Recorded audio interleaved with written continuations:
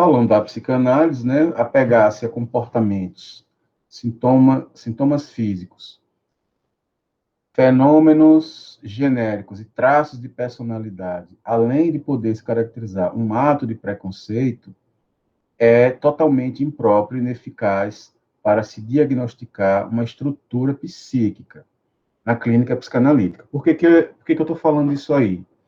Porque no nosso encontro passado, nós falamos da diferença entre as estruturas psíquicas, né? A psicose, a perversão e a neurose.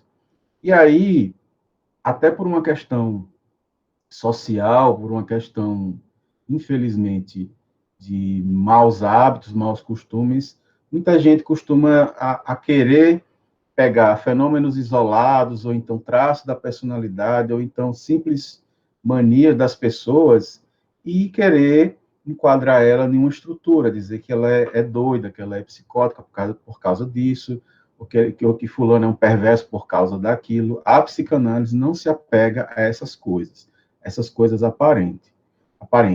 Para vocês terem uma ideia, a gente no consultório demora um certo tempo para a gente ter uma convicção de qual é a real estrutura daquela pessoa. Leva-se um tempo. A pessoa não chega, conta, e você, ela faz isso, ela faz aquilo outro, ela olha torto, então deve ser psicótico. Não, não é por aí, certo? E como é que se define uma estrutura psíquica? Né? A partir do quê? Uma estrutura se define pelo discurso do sujeito, né? O discurso do outro. As três estruturas são alienadas ao outro, não tem para onde correr, certo? As três estruturas são alienadas, só que são alienadas de forma diferente. Então, quem é que geralmente procura consultório? Ou é neurótico ou é psicótico. Perverso nunca vai, por conta própria, procurar um psicanalista porque ele não tem questões, né? Ele não tem o que tratar, ele não tem o que ver, ele não tem dúvidas, né? Ele não tem questões, então ele não vai procurar. A psicose procura, a neurose procura. Se aparece um perverso no consultório e o psicanalista é um pouco mais, digamos assim, bem treinado, né? E ele percebe que é um perverso, ele tem que ter muito cuidado para tentar entender o que aquele tipo de paciente está querendo. Né? Ele não é bem um paciente, não. A gente tem que ficar esperto para o que ele quer. Ele quer Ô, provavelmente Freire, fazer. Oi, pode falar. aproveitando aí que você já tá falando das estruturas, especialmente do perverso, o pedófilo ele é um perverso, né? É, É, então, tem tratamento psicanalítico assim para isso e tal? Ele sempre vai ser um pedófilo. perverso vai sempre ser um perverso, do mesmo jeito que o neurótico sempre vai ser um neurótico, que um psicótico sempre vai ser um psicótico. Sei. Agora, você vai complementar a pergunta? É que eu queria saber, tipo, tem jeito para uma pessoa Não. que faz esse tipo de coisa ou é só afastando da sociedade mesmo? É. Sei. O que, assim, o que de certa forma é uma pena. Por quê? Vamos primeiro deixar uma coisa clara. Uma coisa é a pedofilia no sentido da estrutura perversa, que aí é considerado também uma psicopatia, que aí só realmente especialistas conseguem identificar ou não. E outra coisa é a pedofilia do ponto de vista social e legal. Vamos lembrar que, sei lá, no século. Aliás, a gente não precisa ir muito tempo atrás, não, viu? Mas vamos colocar pelo menos 100 anos atrás. Uma menina de 12 anos se casar, né? Era a coisa mais normal do mundo. A gente vê isso, inclusive, nas histórias das princesas que depois se tornaram rainha, porque elas eram enviadas para a outra corte, né? Para se casar com o príncipe muito cedo. Bastava que ela menstruasse. Então, isso Isso variava de menina para menina, a idade de menstruar, mas uma vez que ela estava apta a reproduzir, ela era enviada, ela poderia casar. Né? Então, isso poderia acontecer com 10 anos, com 11 anos, com 12 anos, mesmo que a cabeça dela não estivesse preparada. Aliás, eu acho que nunca estava, mas eles seguiam mais ou menos o fluxo da natureza. Então, naquela época, uma pessoa que um homem que casasse, né, tivesse relações com uma menina nessa idade que já menstruasse, não era considerado um pedófilo. E ainda poderia acrescentar o fato de que foi consentido, mas foi consentido porque era uma questão mais ou menos normal daquela época. A gente, no sentido da civilização, a gente vai revendo essas questões, vai melhorando essas questões, vai dando mais voz à própria pessoa decidir com que idade ela quer casar, com que idade ela quer fazer sexo, com que idade ela quer reproduzir. Então, isso vai se tornando, vai ter que ter outro parâmetro. Então, do ponto de vista racional, sociológico, começa a observar-se mais ou menos em que idade um jovem, né, porque a pedofilia acontece tanto com relação ao menino como com relação à menina, eles estão mais ou menos aptos a fazer algum tipo de escolha. Então, por mais que isso possa ser relativo, se uma menina de 15 anos tem condições de fazer escolha ou uma de 25 não tenha, mas a lei tem que ter um parâmetro. Então, uma coisa é o pedófilo estrutural, outra coisa é o pedófilo do ponto de vista da lei. E aí, muitos que não são pedófilos estruturais podem cair na besteira, né, de fazer um sexo não consentido com uma jovem ou com um jovem e ser enquadrado na lei como pedofilia, mas estruturalmente ele não é. Aí o que pode enganar as pessoas, né, pode aparentemente enganar, é que essa pessoa, por medo, ou seja lá o que for, ele não faça mais isso. Ah, ele está curado. Não, ele não está curado. É que estruturalmente ele não nunca foi um perverso, ele nunca foi um pedófilo. Ele cometeu uma infração criminal, uma infração penal. Ele caiu na besteira sei lá, de alguma tara sexual e querer fazer esse tipo de coisa com meninas ou meninos muito, mas muito jovens, imaturos. Então, ele pode até se arrepender e realmente não fazer, né? Mas assim, ele tem que pagar criminalmente. Agora, o pedófilo mesmo, estrutural, ele não tem cura. Nunca. Ele vai continuar fazendo isso, é só ele ter oportunidade. E aí realmente não tem tratamento. Sabe por quê? Ele não acha que está fazendo nada errado. Ele realmente, vocês têm que entender que a perversão, ela recebe um comando, ela recebe uma ordem que eles simplesmente têm que fazer. O perverso é alienado ao outro nesse sentido. Ele não sabe por que ele tem que fazer, ele só sabe que tem que fazer. E ele não é capaz, né, já que ele não é movido puramente pelo simbólico, ele não é capaz de construir para ele mesmo uma justificativa simbólica. Ele só vai dizer assim: eu fiz porque eu tenho que fazer, é uma ordem. Aí se alguém pergunta assim, é uma ordem de quem? É uma ordem do que? Ele vai dizer, é uma ordem, me vem essa ordem. E é verdade, ele vai estar fazendo. E longe de eu sentir pena de qualquer perverso, de qualquer pedófilo, tem um lado que realmente ele não tem culpa. Qual é? É o lado de que na infância dele, ele foi submetido a algum tipo de perversão também, algum tipo de formação na infância dele, que empurrou ele para uma perversão. Nesse sentido, ele é inocente como qualquer criança. Ele é inocente como uma criança psicótica, ele é inocente como uma criança neurótica. Ele não tem culpa de ser empurrado para aquela estrutura. Isso é familiar, né? Isso tem a questão com a mãe, tem a questão com o pai. Ou, de repente, se ele não teve mãe ou pai, quem criou ele? Isso realmente ele não tem culpa. Ele não tem culpa de ser perverso.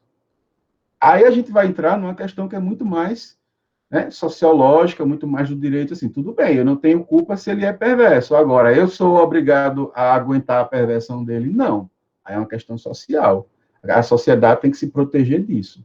Então, se ele é pego cometendo a perversão e provado e julgado tudo certinho, a solução para ele, infelizmente, é cadeia. Ele não vai se consertar. Existe esse negócio de castração química tal, beleza, de repente, você pode dar realmente castração química, e agora, ele nunca vai deixar de ser perverso porque está com castração química. Ele vai deixar de ter, talvez, libido, vai deixar de ter força, vai deixar de ter alguma energia para querer cometer a perversão sexual dele. Mas você vai ter que dar castração química o resto da vida, ou então enquanto ele estiver preso. Uma vez parou, ele volta. Não tem. A sociedade tem que criar meios de se proteger. Inclusive, meios de não gerar mais pessoas assim na vida. Né? As crianças serem bem... tudo bem que isso não é garantia total, mas, assim, analise os países que têm... países que tem um alto grau de desenvolvimento, IDH alto, vá lá e conte quantos casos de crime, de pedofilia, de serial killer eles têm no ano. Eles passam 20 anos sem ter uma coisa dessa. De vez em quando tem. De vez em quando um maluco lá estoura, pega metralhadora, de vez em quando tem. E eu não estou falando dos Estados Unidos, não, viu? Porque os Estados Unidos não é exemplo de nada. Estou falando como uma Noruega, uma Finlândia. Agora, pegue os países pobres, que têm esses índices extremamente baixos, o número de pedófilos, o número de assassino, o número de serial killer. Veja se não é alto. Então, a pobreza gera esse tipo de coisa. Né? Não é a pobreza que gera a estrutura perversa, óbvio que não. Mas ela propicia que as pessoas se tornem cada vez mais frias, né? Mais preocupadas com a questão material. Então, ela não tem tempo, não tem condições de desenvolver o lado afetivo, o lado amoroso. É tudo muito cru, é uma realidade muito, muito crua, né? Muito difícil. Então, a gente melhorando a infância das crianças, com certeza a gente está livrando elas de futuros perversos na vida, falando dos meninos, né? Então, o que a gente pode fazer é isso, evitar que existam, né? Apesar de que não tem grandes garantias, porque a gente não sabe exatamente como foi estruturada, mas garantindo que não existam mais, e os que já existem, se proteger na forma da lei. Pegou, vai preso, né? Aí, se são a favor de prisão perpétua, de pena de morte, aí eu não sei, eu não vou entrar nessas questões. Beleza? Beleza, cara, beleza, Beleza? entendi. Eu fiquei pensando nisso Mas, devido aos eventos recentes aí que aconteceram e tal, aí bem sim. complicado, e eu pensei É. nessas coisas. E tem uma Tanto, curiosidade. Diga. tanto em Santana, que aconteceu recente, se eu não me engano, quanto em O que foi, Recife. que foi que aconteceu lá em Santana? Parece que um cara lá, maior de idade, claro, estuprou uma menininha de... Não sei quantos anos ela tinha também. Foi depois do Ela tinha ocorrido... 7 anos. Ela tinha sete Sim, anos. Mas eu entendi o que aconteceu em Santana. Uma menina de 7 anos, não é isso? é, Tem uma, tem parece. uma, ques- tem uma questão interessante que é observado, é que o pedófilo, ele não é pedófilo de qualquer criança. Pedófilo, como qualquer perverso, ele tem uma perversão fixa. Então, existem pedófilos, por exemplo, que é só de menino. Existem pedófilos que é só de menina.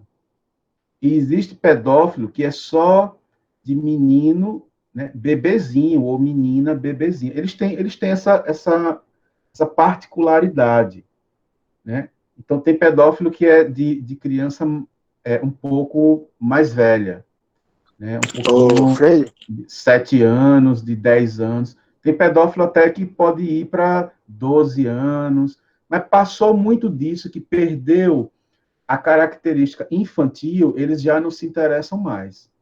Então, os pedófilos são muito específicos. Você pode ver que todas as perversões daquela mesma pessoa, as vítimas eram semelhantes, era a mesma faixa etária e do mesmo gênero. Foi Moisés que ia falar? Sim, foi, filho. É só para falar que o cara que cometeu o estupro, ele é diagnosticado como louco, né? Como a gente fala aqui. Ele até é aposentado por invalidez, eu acho. Sim. Então ele já tem esse diagnóstico, foi diagnosticado como louco. É possível também. É isso que eu estou dizendo. Nem todo mundo que comete esse crime, ele é estruturalmente perverso. Até um neurótico é capaz disso. Olha, basta lembrar, pessoal, que um estado como o Ceará, um estado como o Pará, um estado como a Amazônia, parece que o Maranhão também tem muito isso. Aqui parece que tinha muito e conseguiram reduzir um pouco. O número de prostituição infantil é altíssimo. É altíssimo. O Ceará é campeão nisso, o Pará é campeão nisso. E você sabe de onde vem os maiores, o maior número de pessoas que fazem isso? Vinha de Portugal e da Espanha. Vinha do mundo todo, né? É uma rede. Mas vinham principalmente de Portugal e principalmente da Espanha, né? Como turista, e ia já tudo esquematizado para ter relação sexual com crianças, né, com menininhas de 10, 11 anos. Era uma coisa muito dirigida, né? Existia uma rede de prostituição ligada a isso. Aí, quando você pega os números, você vai analisar assim, será que todos eles são estruturalmente perversos, pedófilos perversos, são criminosos, né? Se pega, deve ser preso. Iniciadores, quem faz o intermédio, né? Quem vende o corpo das jovens. Agora, eu não acredito que todas essas pessoas, todos esses homens sejam estruturalmente perversos, não. Eu acho que a grande maioria são neurótico ruim mesmo. Agora, não da estrutura perversa. Até porque, pessoal, o perverso ele não é muito tido a sociedades, não, fazer grupos. Eu sei que existem redes de pedofilia na internet, mas um não conhece o outro pessoalmente, não. Ele só consegue se comunicar dessa forma. Ele vê o outro sempre como meio, né? O outro pedófilo é meio dele conseguir, dele trocar material de pedofilia, mas eles não são muito de fazer sociedade, não. Sociedade é coisa de neurótico, né? A estrutura social, ela é por si só neurótica. Então, eles não são malucos de se envolver a esse ponto, não, né? De viajar com um grupo, não sei o quê, para ir cometer pedofilia em outro lugar. Eles não são, eles são muito perspicazes, são muito cuidadosos, né? Tanto que é difícil pegar, né? São anos e anos e anos de investigação para pegar. Então, existe essa questão também. E o número que existe no Brasil ainda de prostituição infantil é um negócio impressionante. E o pessoal vem de país rico para vir cometer isso aqui. Você vê como é uma questão social. Porque vai ele fazer lá no país dele.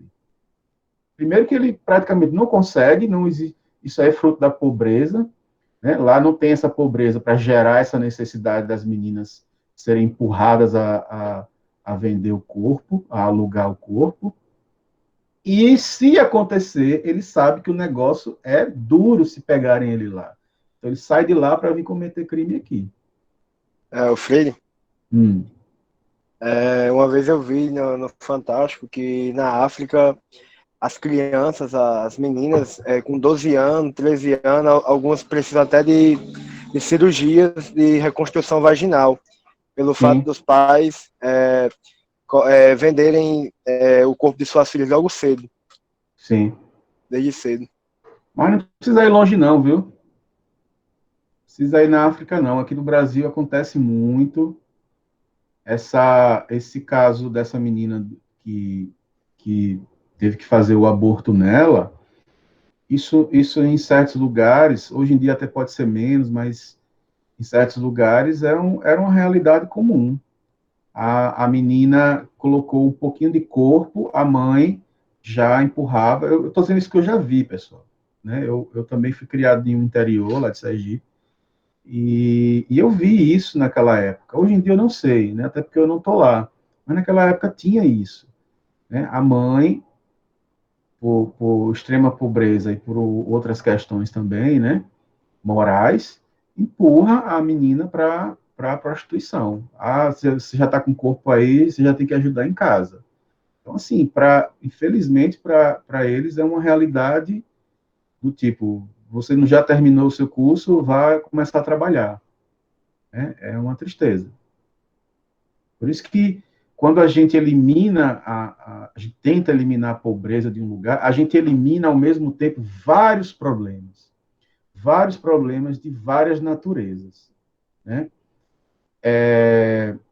Uma coisa é você ter preconceito, uma pessoa ter preconceito com um preto pobre. Outra coisa é você ter preconceito, tentar ter preconceito com um preto rico. A resposta social é outra. Então, uma das formas de você emancipar o preto é ele sair da condição social dele também. Ele tem que ser respeitado em sua cor por causa da sua dignidade, ou seja, independente de qualquer coisa, independente de qualquer classe social, ele tem que ser respeitado por si só, mas também essa coisa da condição econômica dele empurra ele para uma emancipação muito mais rápida. Eles passam a ser mais respeitados quando é tirado para a pobreza, porque a pobreza é um problema que se soma, né? Além de preto, é pobre. Além de preto, pobre é mulher. Além de preto, pobre é mulher, é homossexual. Aí vai juntando. Né? Quando a gente consegue alavancar socialmente essas pessoas passam a respeitar muito mais, até porque ela também acaba fazendo parte do círculo de poder da sociedade. É um preto que se torna juiz. Uma coisa é você xingar um preto que é, sei lá, que trabalha como carroceiro ou qualquer outra coisa, não é desmerecendo, estou dizendo o que acontece. Outra coisa é você xingar um juiz que é preto. Vá xingar um juiz que é preto. Né? Vai xingar uma promotora que é preta para você ver o que acontece? Então, isso fala alto também. Isso fala alto. Então, é uma das mazelas do Brasil. É pobreza, é miséria. Se a gente resolve isso, se a gente ameniza ao máximo isso, vários problemas em cadeia começam a se resolver também. Quer falar, Moisés? Sim, era. Não, eu ia falar que esse também é um dos principais motivos que fazem com que os jovens entrem no mundo do crime, né? Uhum. Porque já que a sociedade não dá oportunidade a eles, não respeita-os como cidadãos, então do Racionais, no Dá uma travada crime... aí, Moisés. Oi? Moisés, travou. Travou? Tá bom. Fala de novo. Não, porque eu falei que a sociedade não dá oportunidade aos jovens, não tratar essas pessoas que moram na periferia como cidadãos. Então, no crime, como o Mano Brown fala, eles têm uma família, eles vão ganhar respeito. É verdade. Por isso que eles procuram aquilo ali, eles entram ali, porque a sociedade não dá oportunidade a eles. E o crime, apesar de ser uma oportunidade que pode durar muito tempo, como é o caso de grandes criminosos, como Fernandinho Beiramar, mas também pode ser curto, né? Pode ser aquele coisa que seja bem curta mesmo. Mas eles não fazem esse cálculo, não, sabe? Muita gente acha que assim, eu nunca seria criminoso porque eu posso ser pego. A maioria dos criminosos não é que eles acham que nunca vão ser pegos, não, é que eles não fazem esse cálculo, eles vão fazendo. Deu certo um crime, ele faz o segundo. Deu certo o crime, ele faz o terceiro. Então, essa perspectiva é mais de quem não é criminoso, né? Esse receio é de quem não é criminoso. Quem está no crime vai fazendo, vai vivendo um dia após o outro mesmo. É verdade. Isso que você está dizendo é verdade. Muita gente acha que é puramente uma escolha entrar no crime, entrar no tráfico, entrar em outros tipos de crime. Claro que é uma escolha. Agora, às vezes é uma escolha entre dois. Ou isso, ou crime. Aí muita gente quer comparar a vida dessas pessoas com a vida de outras que têm 200 opções na vida. E das 200, ela escolheu o crime. Eles acham que é a mesma coisa. Ah, a questão de escolha. Sempre será uma questão de escolha. Agora, tem pessoas, né, isso é uma questão ética, que tem menos escolhas que outra.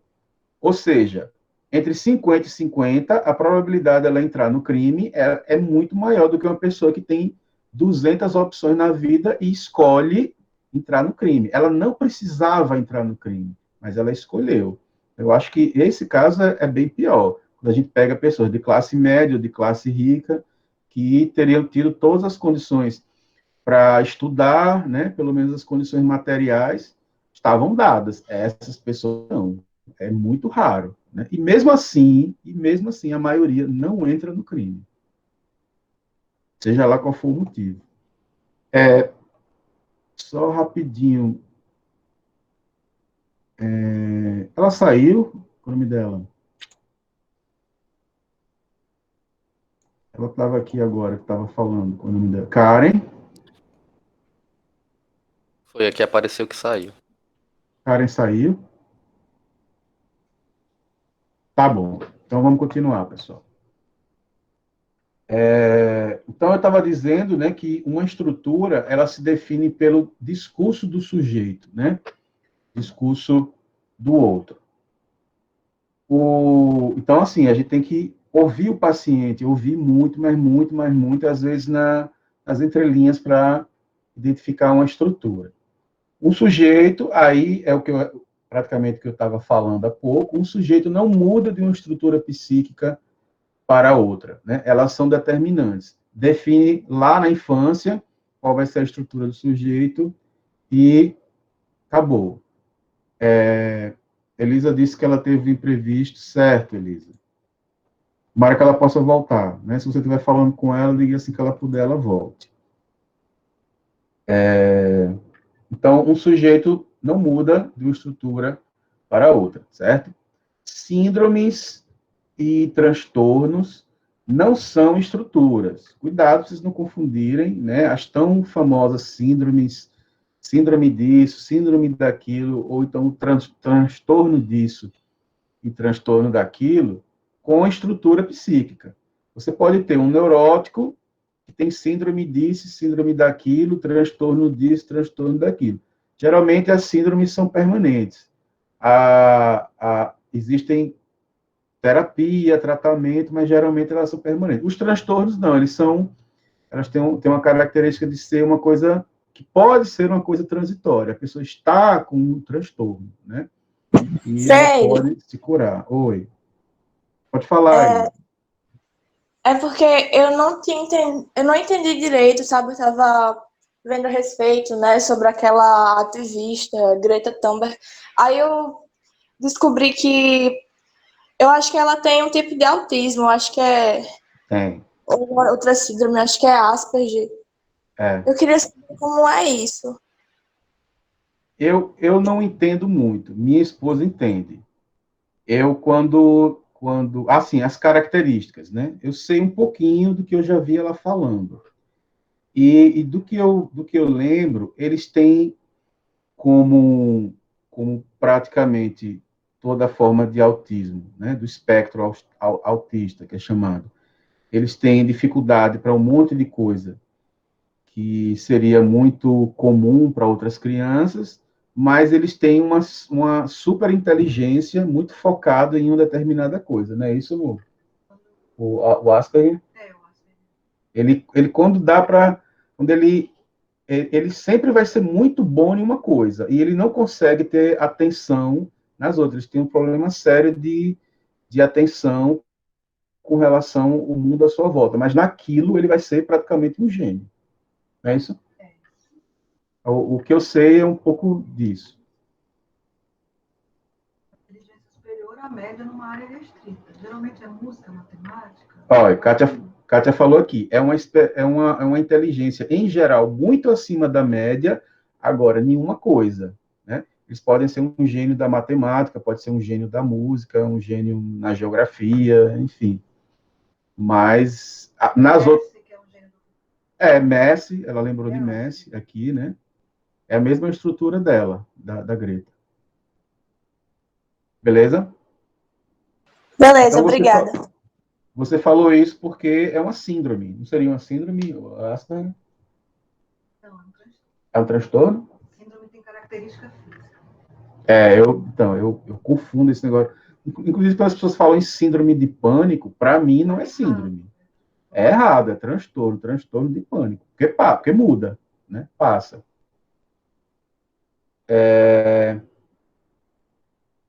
Sim, então, como eu estava dizendo, síndrome e transtorno não são estrutura, né?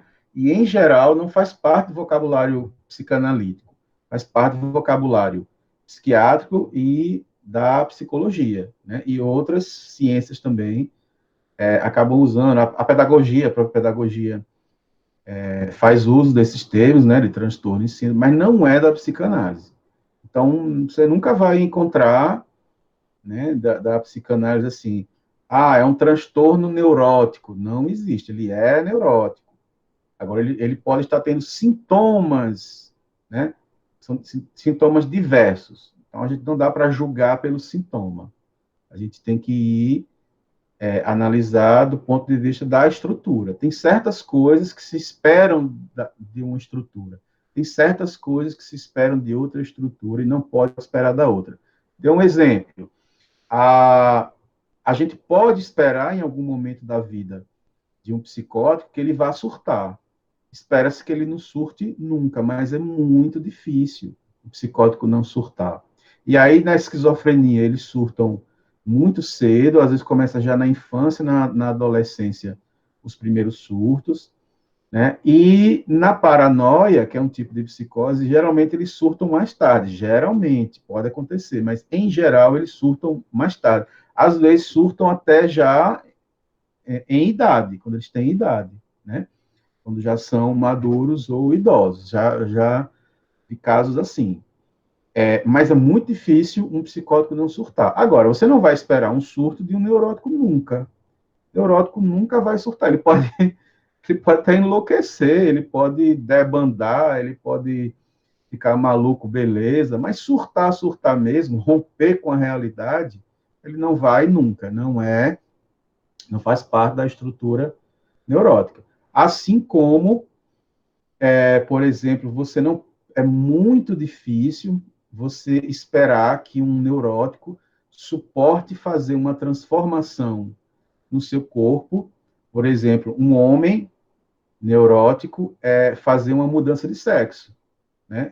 O homem se transformar em mulher, fazer uma cirurgia. Do neurótico, você não espere isso, é muito difícil. Ele acaba fazendo vários tipos de cirurgia, né? Hoje em dia até é mais comum. Ele está suportando passar por certos processos cirúrgicos, né? Suportar a dor em nome da beleza, em nome de outra imagem, né? Dessa edição do próprio corpo. Mas lá, né? Ele cortar o pênis dele de um neurótico, não espere. Agora, isso de uma psicose é totalmente possível. Eles têm outra relação com o corpo, outra relação com a dor, e a dor ela é inscrita no corpo simbolicamente, ou não. No caso da psicose, não existe essa inscrição. Então, a relação com a dor, com eles, é totalmente diferente, certo?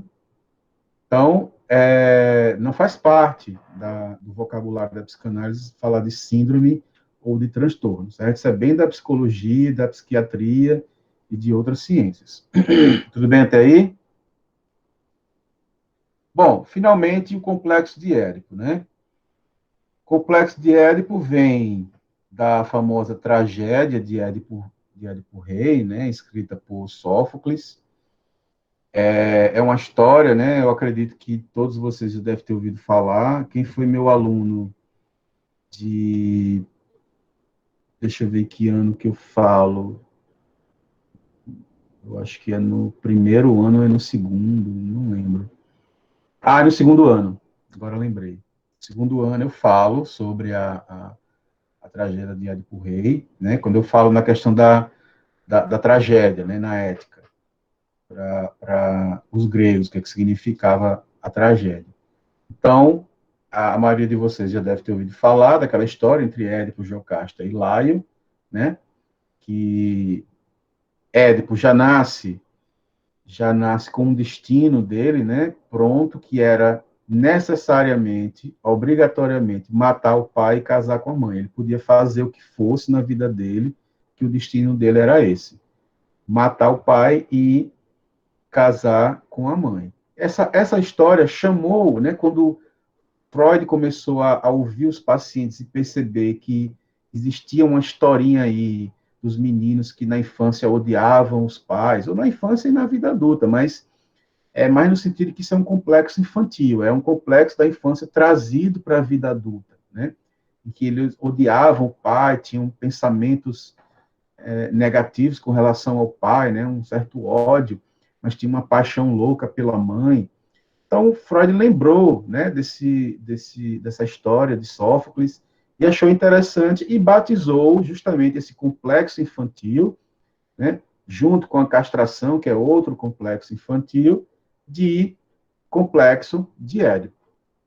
Então, é um dos conceitos fundamentais da psicanálise. Quando Freud percebeu que existia esse complexo, ou seja, uma coisa que tende a se repetir na história do neurótico, foi mais fácil ele compreender os pacientes dele. Então, por exemplo, complexo de Édipo é um exemplo que você pode esperar de um paciente neurótico.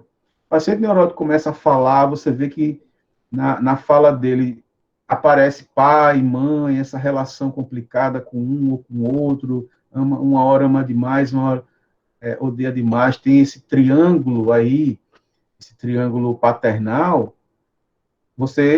Tem Édipo aqui, então está muito indicando que seja neurose. Você já tem um porto seguro aí para você ter um diagnóstico do seu paciente. Agora, vamos ouvir mais o discurso. Está mais para histeria, está mais para neurose obsessiva, está mais para melancolia. Aí já são outras questões que você tem que ouvir para ter essa ideia, né? Mas o Édipo, quando aparece no discurso do sujeito, já é um grande indicativo da estrutura neurótica. Um psicótico não fala do pai, da mãe, não fala. Como fala? Agora, não fala nesse sentido, né? Não fala da mesma forma. Escolha objetal sexual, né? O final do Édipo é isso, né? No que o Édipo conduz? É a escolha objetal sexual, né? A castração determinava a estrutura, se vai ser neurótico, psicótico ou perverso. E o complexo de Édipo, a resolução, ele vai para a escolha objetal sexual, ou seja, se vai ser homossexual ou heterossexual. Culmina aproximadamente entre os 3 e 5 anos de idade, né? Apego sexual ao sexo oposto e hostilidade com o mesmo sexo. Em geral, né? Não é uma regra. Um dos pais como objeto sexual, desejo, objeto que gostaria de ter, né? Objeto de gozo, e o outro como objeto de identificação, um ideal, objeto que gostaria de ser. Entra aí, pessoal, uma coisa que eu já falei, que é essa dialética do ser e do ter, né? Mais uma vez. Essa questão libidinal, né, dos objetos sexuais, ele passa por essa dialética de ter um objeto como objeto de posse, né, sexual, e outro para você se espelhar, ou seja, aquele que você gostaria de ser. Então, em geral, de forma didática, é assim: um dos lados você se espelha, é o que você gostaria de ser, e o outro lado é o que você gostaria de ter. Alguém falou aqui, Moisés. Tá, beleza, tranquilo. Então, é o momento de rompimento da relação dual da criança com a mãe, né? A castração já começa a fazer isso, mas o Édipo complementa aquela relação da criança com o corpo da mãe, e, consequentemente, de entrada do pai na cena da formação do triângulo familiar. Até então, né, antes da castração, a relação da criança estava com a mãe. Eu já falei isso em encontros passados, era uma relação dual, né? A criança se via como uma coisa só com a mãe. Depois ela passa a se ver a mãe como parte do corpo dela. E aí, ou seja, é uma relação dual. É uma relação de dependência, mas é dual. Especular, né? E aí entra um terceiro. O fluxo da relação deixa de ser de um para outro, passa a fazer um triângulo, né? Uma relação triangular. E esse terceiro é o pai. E quando eu digo pai aqui, né, não significa necessariamente pai, o homem masculino, é um terceiro, né? Que quebra essa relação.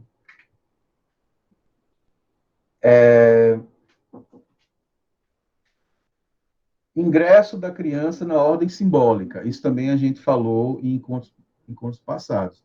A castração começa isso e o Édipo empurra a criança para uma ordem em que ela não vai obedecer somente a questão especular e ela vai ter uma resposta para empurrar a angústia que vem do real, certo? Constituição do inconsciente, mais uma vez, né, também como na castração, a partir daí passa a se ter um inconsciente, né? Logo, é uma neurose. Algumas ideias e afetos passam a ser recalcados, constituindo uma neurose propriamente dita. Por que quem escuta essa questão da psicanálise, de que quando você era pequenininho, você teve sentimentos negativos com relação ao seu pai, você teve uma grande paixão pela sua mãe, que absurdo, que coisa estranha. Porque isso foi recalcado para o inconsciente. Por algum motivo, né, pela nossa estruturação, essas ideias estão lá e não deveriam aparecer. Elas aparecem de alguma forma, só que nem sempre ela aparece na forma de lembrança, na forma de ideia. Ela geralmente aparece na forma de afeto. Quando a gente está se sentindo mal e a gente não sabe o que é isso? São afetos. São afetos que estão mexendo com o meu corpo. Eu não estou legal, mas você não consegue dizer o que é, você não consegue nomear. Então, são afetos que saem do inconsciente. Do inconsciente não sai somente imagens, ideias, né? Sai afetos, né? Um sentimento que mexe com o corpo, você não sabe o que é. Então, uma das formas de você vencer esses afetos é você nomear, é você jogar na corrente simbólica. Aos poucos, essas coisas começam a gerar o quê? Sentido. Quando você dá sentido à sua dor se torna menor. Vou dar um exemplo aqui muito comum. Por exemplo, as pessoas que alguém da família some. Alguém da família simplesmente some.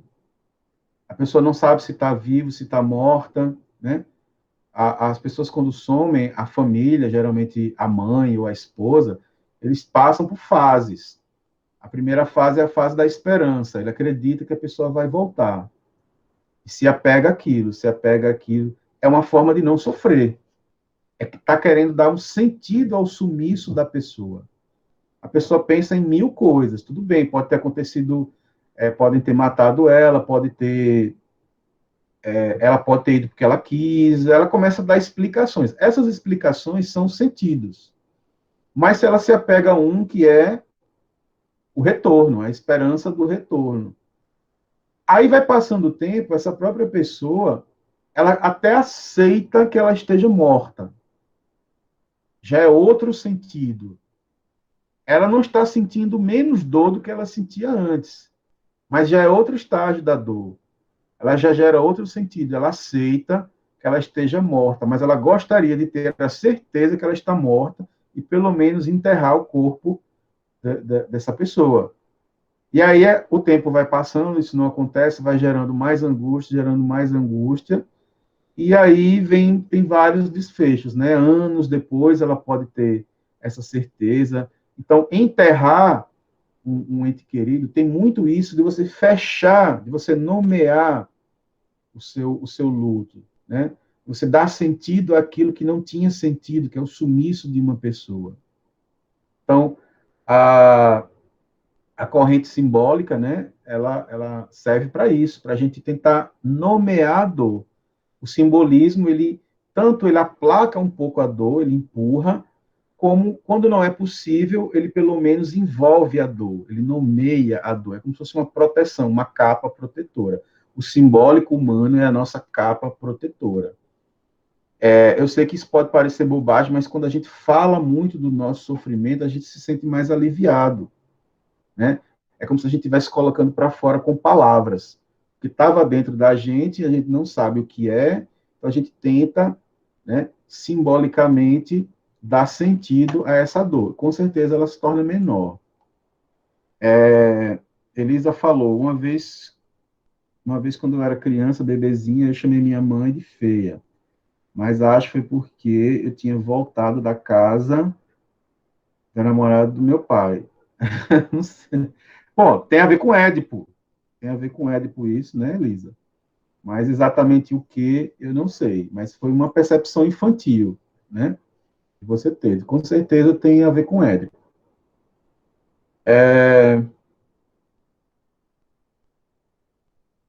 A experiência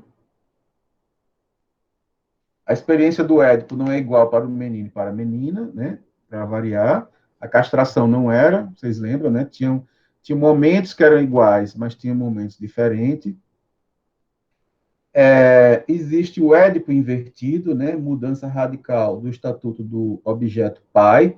O pai torna-se o objeto que excita o desejo, o objeto sexual, e a mãe passa a ser o objeto de identificação, é chamado de Édipo invertido.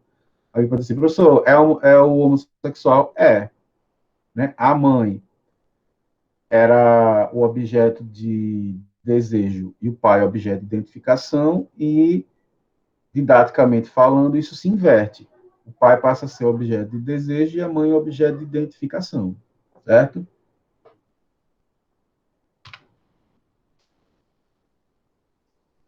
Alguma questão até aí, pessoal?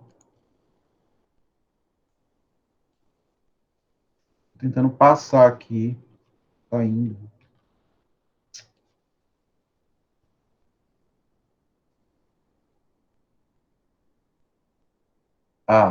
Pronto. Tempos do Édipo. Primeiro tempo, dialética do ser. Ser o falo para a mãe, né? A criança tem essa fantasia de ser o objeto, o único objeto de amor da mãe, né? Ser o falo. Saída do estágio do espelho, né? A constituição imaginária da criança. A criança é o objeto de desejo da mãe, ou seja, o que falta a ela, o falo. Ser o falo, né? O sentido de dizer isso, ser o falo, a criança acredita que a mãe, a criança não percebe a falta da mãe, porque ela acha que ela preenche essa falta da mãe. A mãe não tem outro sentido na vida a não ser essa criança, ela preenche a mãe, certo? A castração é justamente quando a criança percebe que ela não preenche mais a mãe, ou seja, aparece a falta na mãe, certo? Esse é o primeiro tempo do Édipo. Ele está na dialética do ser. Ele acredita que ele é esse objeto que é tudo para a mãe, que faz sentido, que fecha o sentido da vida da mãe. Aí vem o segundo tempo, a dialética do ter o falo, né? Oscilação entre ser o falo da mãe ou ter o falo. Isso aí principalmente no menino, né? Acontece na menina também, mas principalmente no menino. Então, ele começa a perceber que não é ele exatamente que é todo esse objeto que a mãe quer, mas ele começa a entender que pode ser que ele tenha uma coisa que a mãe quer. Aí vem a privação da mãe de seu objeto. É aí onde, após um tempo, né, a criança começa a perceber que outras coisas chamam a atenção da mãe. A mãe não vai estar lá sempre no momento em que ela quiser. A mãe não vai estar lá em todo momento que ela precisar. A mãe sai para trabalhar. A mãe também começa a mostrar que existe outra pessoa que ela ama, como o marido, o pai, o namorado, a namorada, enfim. Então a criança começa a perceber que ela não é essas coisas todas, né, e que a mãe tem o desejo dela tá voltada para outras coisas na vida também. Aí vem evitação da castração, possibilidade de estruturação perversa. Isso a gente já viu, né? A criança começa a negar isso. Ela continua acreditando que ela é isso tudo para a mãe, que a mãe é poderosa. Interdição da satisfação pulsional, frustração da criança. Aí é outra possibilidade, né? A criança, por exemplo, ser tirada dessa relação com a mãe no momento errado, ou seja, antes do tempo.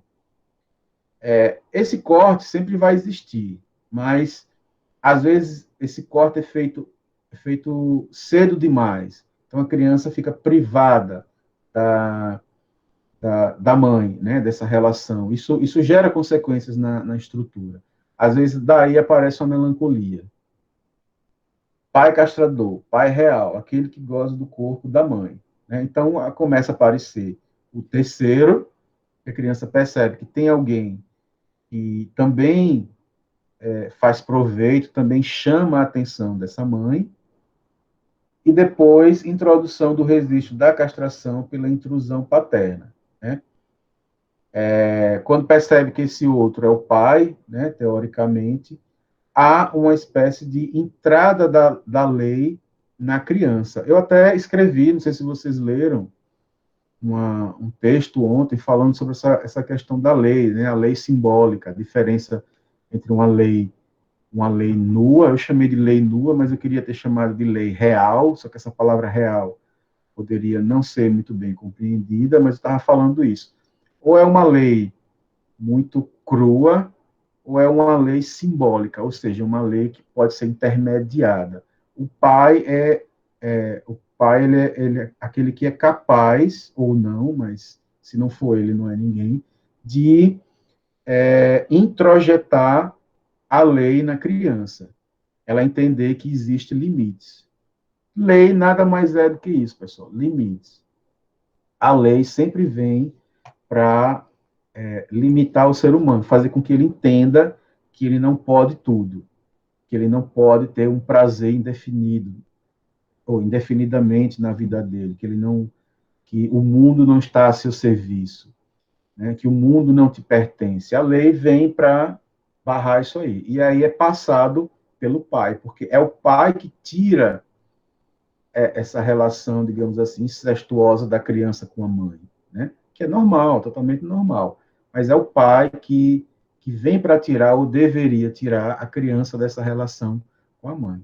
Por isso que a relação com o pai nunca é muito tranquila, né? Ele é aquele que, mesmo que você não lembre, que tirou você daquele mundo maravilhoso, espetacular, daquela completude que você estava com a sua mãe, certo? O pai é aquele cara que vem para acabar com a festa. Renúncia da criança a ser o objeto de desejo da mãe. Então, a criança vai ter que fazer uma troca, né? O ser humano não se convence em perder, o ser humano faz concessões, troca uma coisa por outra. Pode perceber que na nossa vida libidinal é assim. A gente não abre mão de um prazer. Quem disser que abre mão de um prazer está mentindo. A gente faz troca, a gente faz uma concessão. Eu deixo de fazer isso, mas eu passo a fazer aquilo outro. Aquela história da pessoa que para de fumar. Fumar é um prazer, obviamente, né? Quando a pessoa se acostuma com o cigarro é porque ela descobriu um prazer naquilo. Eu não tenho esse prazer, muito pelo contrário, e nem quero entrar nisso. Espero que ninguém mais na face da Terra. Mas quando a pessoa se acostuma, óbvio que aquele hábito envolve prazer. Então, quando a pessoa resolve parar de fumar, ela vai ter que procurar um prazer para substituir. Então, os ex-fumantes engordam por causa disso. Porque o prazer, ele está na questão, ele envolve a questão do nível de ansiedade da pessoa. Nada como um prazer para baixar o nível de ansiedade da pessoa. E essa ansiedade que eu estou falando não é uma ansiedade causada por um estresse, por uma preocupação, não. Todas as pessoas já têm naturalmente seu nível de ansiedade, um nível de suportabilidade da vida. Então, a pessoa descobriu, sem querer, que quando ela fuma, esse nível de ansiedade vai caindo um pouquinho. Ela fuma, o nível de ansiedade cai um pouquinho. Ela ficou um pouquinho ansiosa, ela fuma de novo. Uma pessoa que fuma muito é porque ela é muito, mas muito, muito ansiosa. Então, quando ela resolve, ou por conta própria, ou porque foi obrigada a deixar de fumar, ela também tem que achar alguma coisa que baixe esse nível de ansiedade dela, esse nível de tensão. Ansiedade é tensão, esse nível de tensão. Então, ela vai procurar outro prazer. Tem pessoas que claro que cada pessoa tem seu caminho, tem seu percurso, né, de como enfrentar isso. Tem uma pessoa que inicialmente troca por uma coisa, depois troca por outra, né, inclusive às vezes coisas saudáveis, mas tem gente que já parte para um outro prazer forte, tem gente que deixa de fumar e passa a beber. Bom, mas pelo menos não estou fumando. Tem gente que deixa de fumar e passa a comer doce compulsivamente. Passa a tomar muito refrigerante, comer muito carboidrato, né? Muito bolo, muita massa. Aí a pessoa, então, aí vem a lógica invertida, né? O que fazia ela ser magra era o cigarro, né? Não. O que fazia ela ser magra é que ela não precisava comer tanto doce como ela precisa agora que não tem o cigarro. Então, não é o cigarro que faz a pessoa ser magra.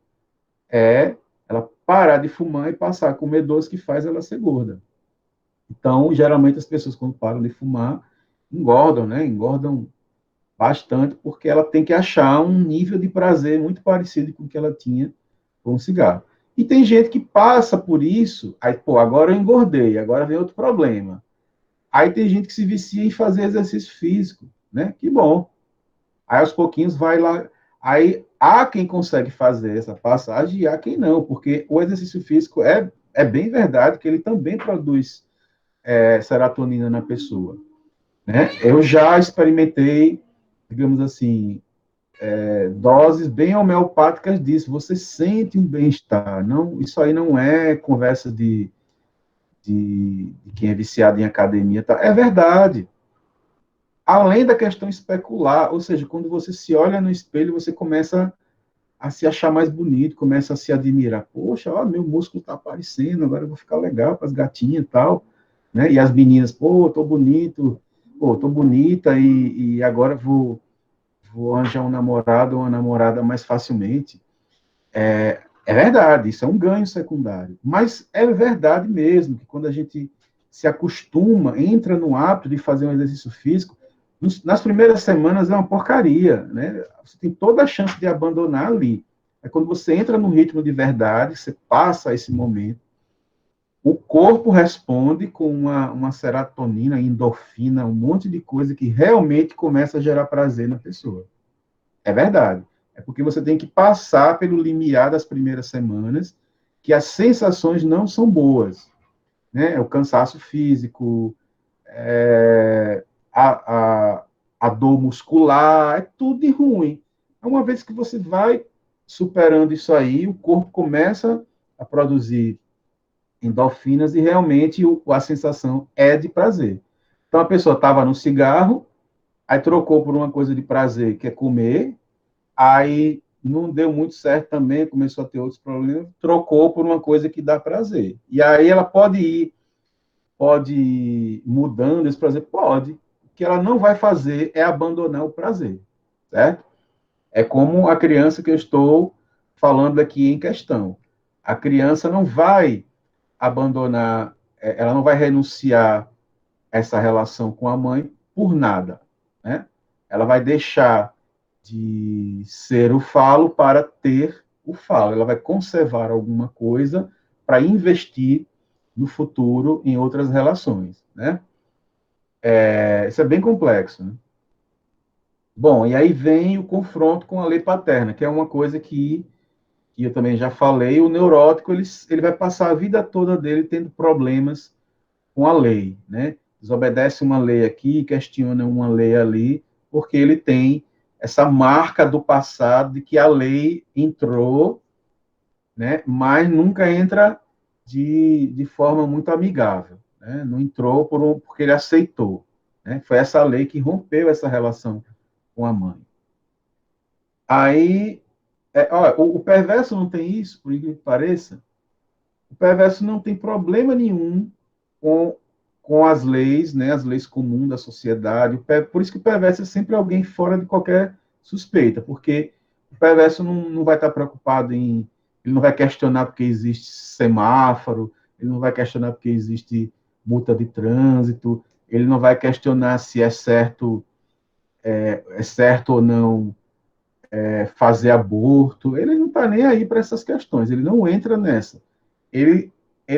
Para ele só existe uma lei e essa ele tem que obedecer, independentemente do que ela representa para os outros, que é a lei, que é a perversão dele, né? É um imperativo, chamado, Lacan chamou de imperativo de gozo. Ele tem que fazer porque ele tem que fazer, ele está determinado, aliás, determinaram ele a fazer e acabou, ele é alienado quanto a isso. É um imperativo, imperativo é aquilo que tem que fazer, né? Então, ele não sabe por quê, mas ele sabe que tem que fazer. Então, se alguma coisa entra no caminho que impede ele de cumprir o imperativo dele, ele vai contra, né? Ele é capaz de matar, ele é capaz de trucidar uma pessoa, ele é capaz de desobedecer a qualquer coisa se entrar no caminho dele. Mas as outras leis normais do dia a dia, ele obedece sem problema. Agora, o neurótico é que tem problema essas leis, né, do dia a dia, essas pequenas leis. Terceiro tempo, declínio e saída do complexo. Então, o terceiro tempo é o tempo, digamos assim, que o complexo se resolve. E aí ele tem a saída do complexo de Édipo. Reposição do falo em seu devido lugar, né? O menino deixa de querer ser o falo para a mãe e ele é contemplado com um falo, ele tem um falo agora, né? O falo está no seu devido lugar, ele sabe que pode investir para o futuro. Recalque original, né? Aí é Freud que chama isso o surgimento do inconsciente é a partir daí, é o primeiro recalque original. A introjeção da lei, que a gente falou lá em cima, né? A criança passa a reconhecer que existe uma lei, né? Querendo ou não, ele vai ter que obedecer a alguma lei. Ele pode não obedecer a uma lei, mas ele vai obedecer a outra. O que ele não opta é obedecer a lei nenhuma. Isso não existe para o neurótico, certo? O meu texto de ontem, eu falo um pouco sobre essa questão, né? Que muita gente acha que pelo fato dela ser mais forte, ele assim, onde eu quero, eu chego e imponho a minha vontade porque eu sou o mais forte. Bom, isso parece ser uma lei, né? Então, se ela está dizendo que é assim que já é uma lei. Então, ela tá dizendo que quando chegar um mais forte que ela tem o direito de tomar o lugar dele. Então, já é uma lei. O que não existe no neurótico é a falta de lei. Eu não concordo com essa lei, você não concorda, outros não concordam, mas é uma lei, certo? Muitas vezes a gente acha que o que é uma lei, o que é uma força, um poder simbólico, é um poder puramente absurdo, é um poder nu, né? É um poder real. E às vezes o que a gente acha que é um poder real é um poder simbólico, ele só está disfarçado, né? Muita gente confunde isso.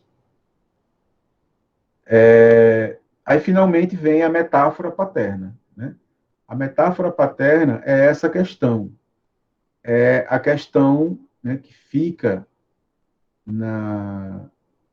nas pessoas com relação à lei. Por que elas têm que obedecer à lei, certo? A gente não reconhece muitas vezes a lei de fora porque ela não faz muito sentido com a lei está dentro da gente, com a lei que foi introjetada, né? Mas aí, como eu disse, quando eu estava falando da pedofilia, se um dia ela se arrepende do que ela fez, é uma forma do reconhecimento da lei. Se existe arrependimento verdadeiro, né, existe uma forma de consciência com relação àquilo que ela fez, né, essa submissão à lei, é porque existe neurose, existe metáfora paterna. Complexo de Édipo deve levar a... Qual é a consequência do complexo de Édipo? Posicionamento sexual, que só vai aparecer lá na puberdade, né?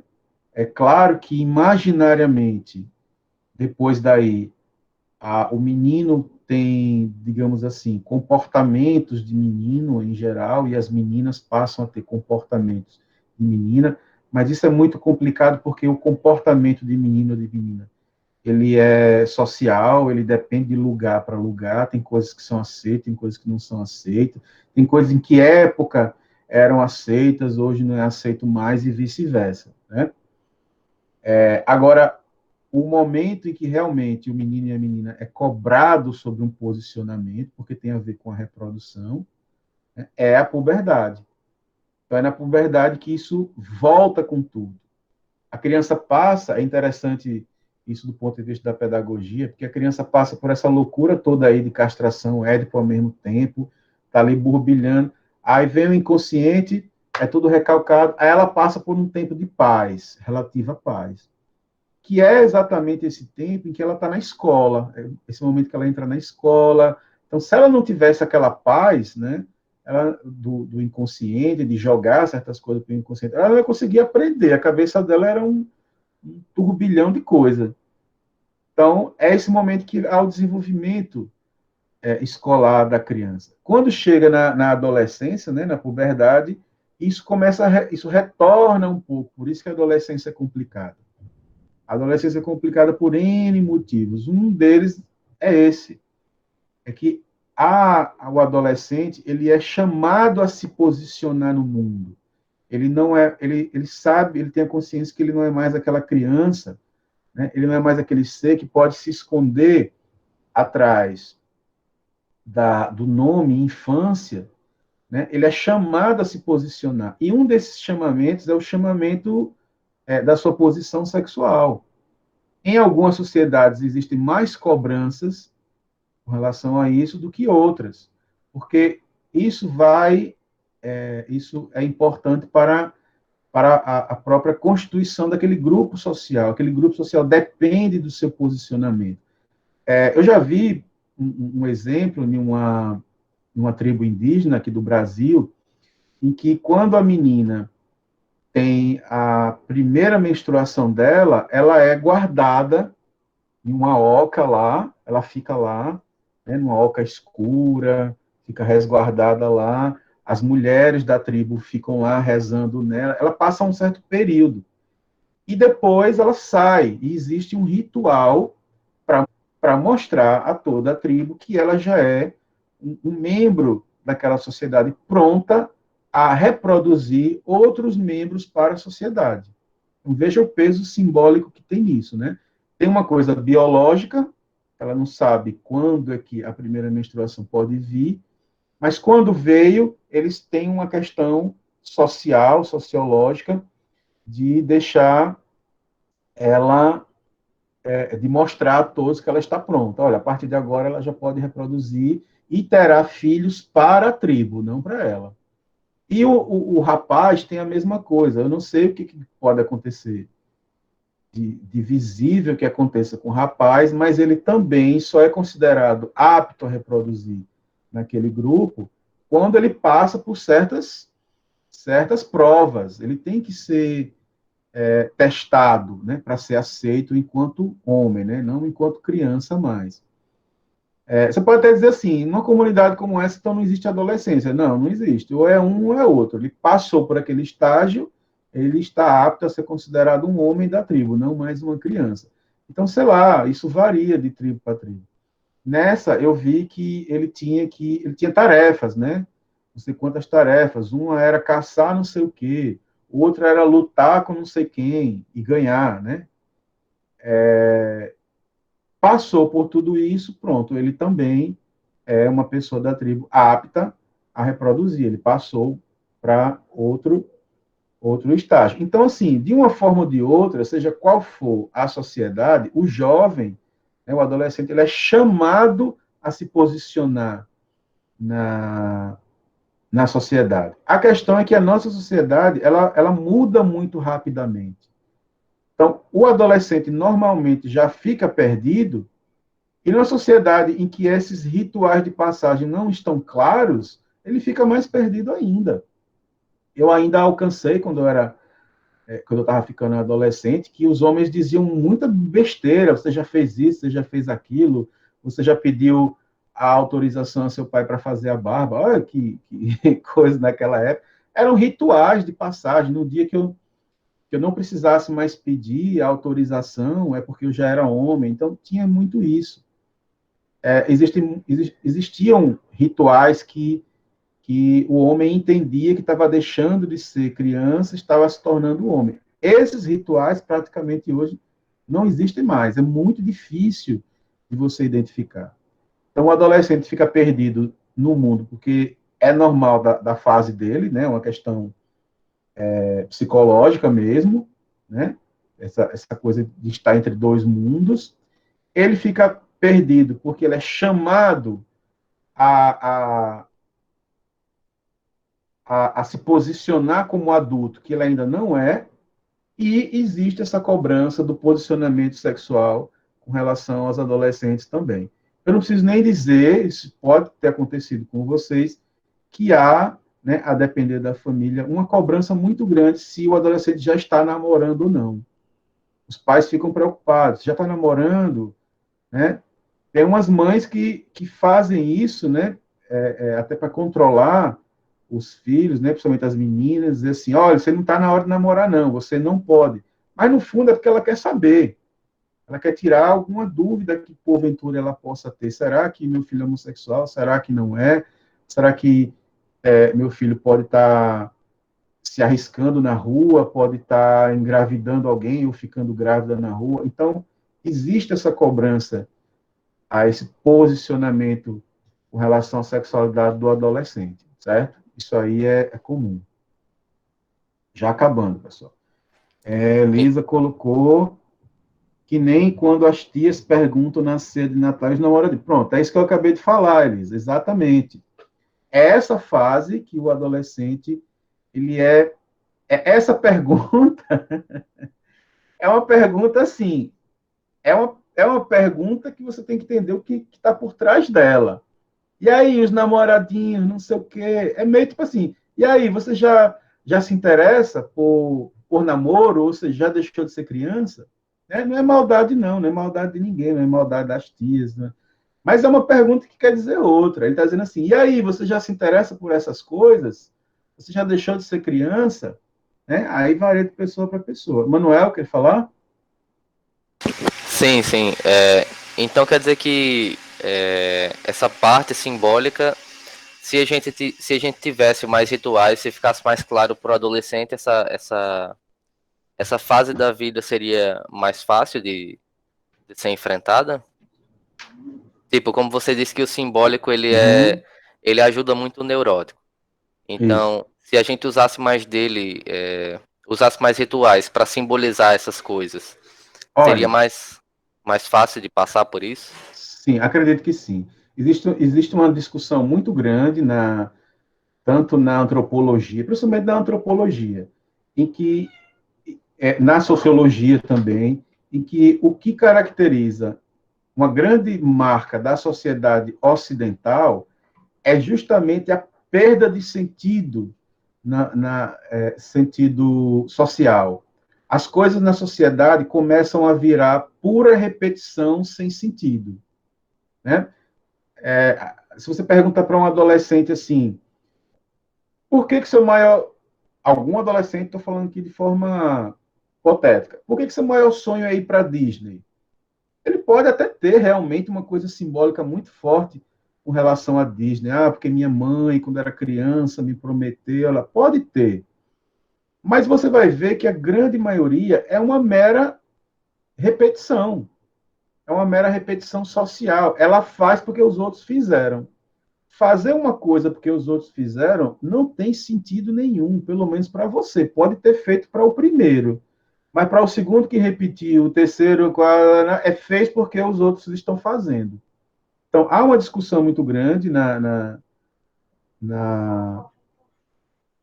sociologia, na antropologia, até na própria filosofia, de que a marca da sociedade ocidental, né, com todos, e é o que explica muitos problemas que a gente tem, é a falta de perda de sentido nas ações das pessoas. E aí, o ritual, a gente não precisa entender os rituais como necessariamente um ritual tribal. A pessoa, toda vez que chega no trabalho, ela faz uma dança, pisa 3 vezes no chão e entra. Não é isso. A gente não precisa entender ritual dessa forma. Mas que a gente vai... que é coincidência ou não, que quando a gente foi perdendo os nossos rituais, um monte de problemas começaram a aparecer, é verdade. Então, eu acho, né, minha opinião, que é sadio que famílias tenham, ou grupos sociais mais restritos, tenham os seus rituais, em que os jovens se sentem, entendem que eles fazem parte daquilo e que eles vão seguir, né, os passos que outros, não precisa ser exatamente igual, mas que se espera dele, ou seja, um ritual. Porque o ritual humano, ele ameniza a coisa real. Olha, não deve ser fácil para a menina, mas não deve ser fácil mesmo. A primeira menstruação dela, por mais que ela tenha ouvido falar aquilo, né, de várias pessoas, mas elas devem ter ficado aterrorizadas com a primeira menstruação. Depois se torna uma coisa normal. Mas a primeira vez é o puro real do corpo ali acontecendo. Então, se é uma coisa em que ela é intermediada pelo simbólico, em que ela passa por muitos rituais, né, para ela, digamos assim, suportar melhor aquilo ali, eu acho que amenizam essas questões, né? Imagine uma sociedade em que a menina menstruou num dia, ela é obrigada a reproduzir no outro, né? Isso é uma coisa terrível, ela não tem um tempo, né? Ela não tem um espaço, ela não tem uma ritualística para se acostumar com aquilo, para ela entender que aquilo é outro momento da vida dela. O que está acontecendo, o que eu vejo, é isso. É uma sociedade que está perdendo suas referências ritualísticas, principalmente as referências, né, os rituais de passagem. Eu sei que o homem ocidental ele também é muito empurrado a ele mesmo dar sentido às coisas, não esperar que as coisas venham somente de fora da sociedade, mas o homem sozinho não dá conta. Eu, pessoalmente, eu tenho eu compreendi depois alguns rituais de passagem de minha vida. Eu entendi quando eu não era mais criança. Eu lembro disso. Mas se você, de alguma forma, digamos assim, mais ajudado pela sociedade, né, se tem uma coisa fora que te ajuda a fazer essa passagem, a coisa se torna menos dolorosa, se torna menos preocupante, né? O homem ocidental ele é muito empurrado para ele sozinho resolver umas coisas que não é propriamente dele, é social. E a gente tenta dar um sentido único, né, um sentido egoísta, um sentido egóico, uma coisa que sozinho você não vai dar conta. Você se resolve com as pessoas, com a sociedade, né? Então, como eu lhe falei, eu lembro exatamente do momento que eu entendi que eu não era mais criança. Eu também não tinha entendido que eu era adolescente, não, óbvio. Eu também não tinha entendido que eu era adulto, mas eu entendi que eu não era mais criança. Digo, olha, eu perdi alguma coisa. É sempre um sentimento de perda, né? Eu perdi alguma coisa aqui. Então, eu não sei o que é que vem pela frente, mas criança eu já vi que eu não sou mais, né? Ali faz sentido para mim. Aí você perguntar, mas se você tivesse tido um espaço que lhe acolheu, que você, olha, um homem faz isso, tal, poderia ter sido menos doloroso. Não estou dizendo que foi doloroso, não, mas estou citando como exemplo. Mas eu tive isso, né? Eu tive, como eu falei, quando eu era mais jovem, os mais velhos falavam isso é coisa de homem, isso é coisa de criança, isso não é, homem no sentido adulto, certo? Isso é coisa de moleque, isso é coisa de homem. Isso faz parte da ritualística, eu acho isso interessante, certo? O problema é a gente achar que tudo é coisa de criança e, ao mesmo tempo, tudo é coisa de adulto. O que é permitido à criança é permitido ao adulto. O que é permitido ao adulto é permitido à criança. O que é permitido ao adolescente é permitido ao adulto. Isso é que não faz bem. Certo? Pode ter certeza. A gente acha que faz bem, o capitalismo quer colocar na cabeça que isso é normal, que é a própria pessoa que escolhe, porque ela quer lucrar sempre com essas coisas. Mas os rituais de passagem são importantes, né? Show de bola. Muito interessante isso aí. É um assunto interessante, né? É. E para a gente finalizar, né, depois do posicionamento sexual, né, que o adolescente é chamado, existe também a submissão do sujeito ao significante. Professor, traduza isso aí. Submissão do sujeito ao significante. Significante mestre. Ele vai o neurótico, ele obedece a uma lei, seja ela qual for, porque foi instaurado no mundo simbólico dele, a partir de um significante que simplesmente ordena as coisas. A gente sabe que eu sou capaz de chegar no estágio 1000, mas o estágio 1000 partiu do 1, partiu do primeiro. Vem uma coisa, que puxa outra, que puxa outra, que puxa outra. Isso é o ordenamento, né? É o ordenamento simbólico, o ordenamento pelo significante. Então, as coisas para a gente faz sentido porque tem um primeiro lá, tem uma coisinha que determina as outras, certo? Isso é o significante, chamado significante mestre. O homem a pessoa entrou no mundo do simbólico, ele vai estar, digamos assim, aprisionado ao significante. Não, mesmo que ele seja a pessoa mais ignorante do mundo, mas alguma lei significante ele obedece, certo? Isso nos torna seres, por um lado, muito limitados ao significante, mas, por outro, nos possibilita ter milhões de possibilidades de explicar uma coisa, certo? A gente não vai ter só uma possibilidade, por exemplo, de lutar contra uma angústia. A gente tem milhares de possibilidades, porque o significante o simbólico dá essa possibilidade. Eu vou dar um exemplo bobo aqui. O que significa caderno para vocês? Né? Eu não pedi a descrição de um caderno. Eu perguntei o que significa caderno para vocês. Tem pessoas que podem ver um caderno e vomitar. Tem pessoas que podem ver um caderno e lembrar da infância. Tem pessoas que podem ver um caderno e ficar muito feliz. Outra pode ficar muito triste. Por quê? Porque ela está regida pelo significante. O caderno, significante caderno, é capaz de gerar vários significados, inclusive para a mesma pessoa. Então, nós temos nós falando neuróticos, né? Temos essa possibilidade. Então, por isso que quando se pergunta qual o sentido da sua vida, né? Ou, aliás, qual o sentido da vida, eu tendo a responder assim: a vida não tem sentido em si, ela tem o sentido que eu dou. E ela pode ter o sentido que eu dou agora. Agora, o sentido da minha vida é esse, mas daqui a 2 anos pode ser outro. O neurótico, isso é totalmente possível. Ainda bem. Por isso que o neurótico pode ter uma vida desgraçada e depois ter uma vida feliz. Ele está no simbólico. Né? Tem outros seres que isso não faz parte. Elisa colocou, a conversa ficou mais existencialista. Mas tem a ver.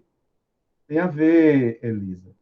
Então, é a pessoa que tenta, da maneira que ela pode, através do significante dela, né, do significante mestre, dar sentido à sua própria vida.